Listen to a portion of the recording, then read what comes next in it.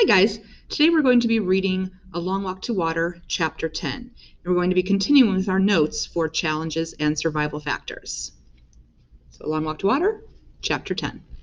Southern Sudan, 2008.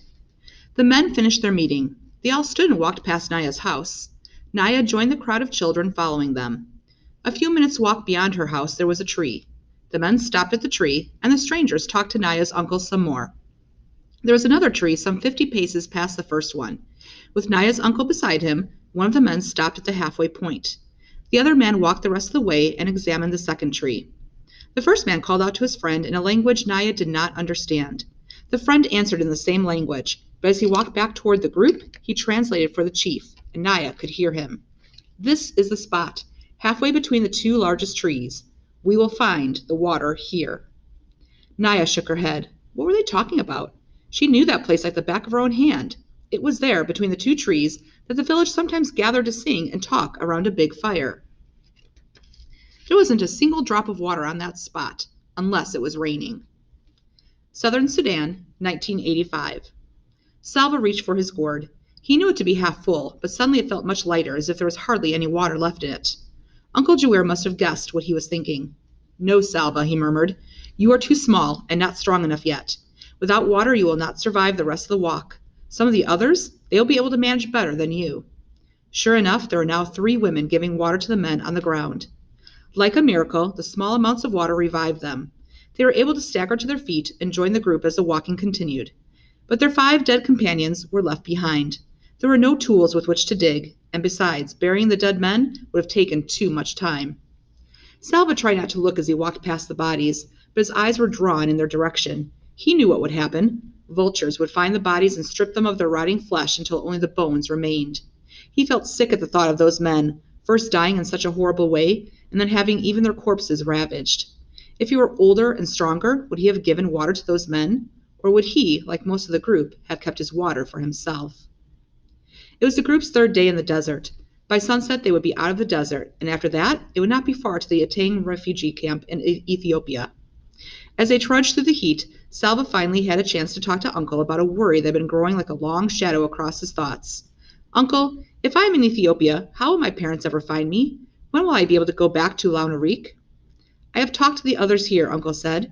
"We believe that the village of Launarik was attacked and probably burned. Your family—" Uncle paused and looked away. When he looked back again, his face was solemn. "Salva, few people survived the attack on the village. Anyone still alive would have fled into the bush, and no one knows where they are now." Salva was silent for a moment. Then he said, "At least you will be there with me, in Ethiopia." Uncle's voice was gentle. "No, Salva, I am going to take you to the refugee camp, but then I will return to Sudan to fight in the war." Salva stopped walking and clutched at Uncle's arm. "But Uncle, I will have no one. Who will be my family?" Uncle gently loosened Salva's grip so he could take the boy's hand in his. "There will be many other people in the camp. You will become friends with some of them. You will make a kind of family there. They, too, will need people they can depend on." Salva shook his head, unable to imagine what life would be like in the camp without Uncle. He squeezed Uncle's hand tightly. Uncle stood quietly and said nothing more. "He knows it will be hard for me," Salva realized. "He does not want to leave me there, but he has to go back and fight for our people. I mustn't act like a baby. I must try to be strong." Okay, we're going to stop right there. So Salva is going to end up going to a refugee camp, and Uncle is going to leave and let Salva go on his own.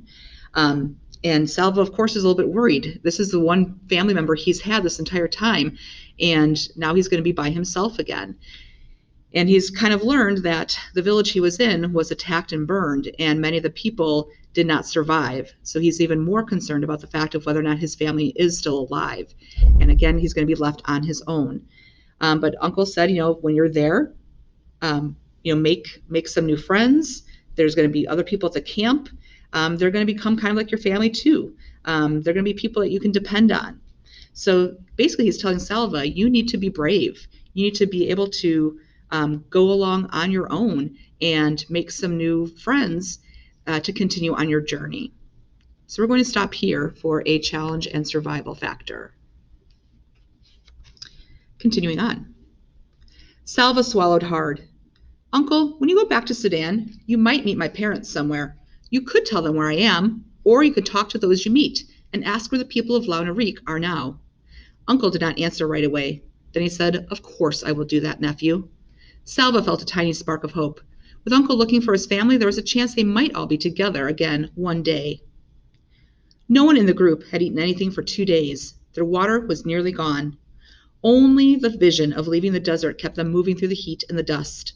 Early that afternoon, they came across the first evidence that the desert was receding, a few stunted trees near a shallow pool of muddy water. The water was unfit to drink, but a dead stork lay by the pond's edge. Immediately, the group began to make preparations to cook and eat the bird. Salva helped gather twigs for the fire. As the bird roasted, Salva could hardly keep his eyes off it. There would only be enough for a bite or two for each person, but he could hardly wait. Then he heard loud voices. Along with the rest of the group, he turned and saw 6 men coming toward them. As the men approached, he could see they were armed with guns and machetes. The men began shouting, Sit down! Hands on your heads! All of you, now! Everyone in the group sat down at once. Salva was afraid of the weapons, and he could see the others were too. One of the men walked among the group and stopped in front of Uncle. Salva could tell by the ritual scarring on the man's face that he was from the newer tribe. Are you with the rebels? The man asked. No, Uncle answered. Where have you come from? Where are you going? We come from the west of the Nile, Uncle said. We are going to Atang, to the refugee camp. The man told Uncle to get up and leave his gun where it was. 2 of the other men took Uncle to a tree several yards away and tied him to it. Then the men moved among the group. If anyone was carrying a bag, the men opened it and took whatever was in it. They ordered some people to remove their clothing and took that too. Salva was trembling.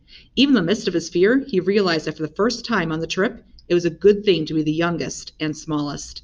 The men would not be interested in his clothes. When the men had finished their looting, they picked up Uncle's gun. Then they walked to the tree where Uncle was tied up.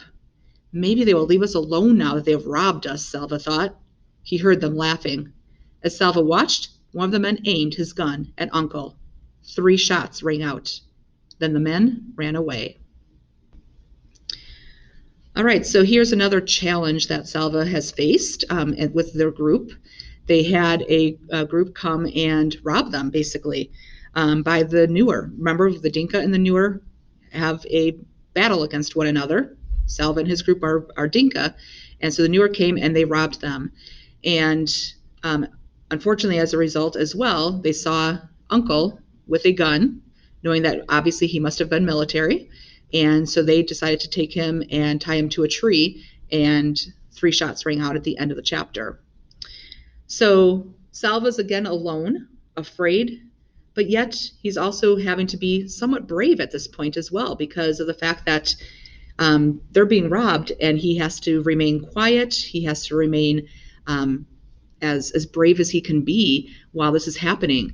And again, knowing that because he's young, most likely they're going to leave him alone. So for the first time, being young was a good thing for Salva.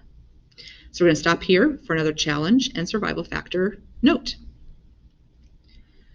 Okay, so at this point, guys, we are finished with Chapter 10. You should have taken 2 notes today for challenges and survival factors, and then we will be ready to get together and discuss this in class again on a different day. So be sure you have your notes taken care of. They are posted in Google Classroom in case you didn't get them all taken down, and have a great rest of the day.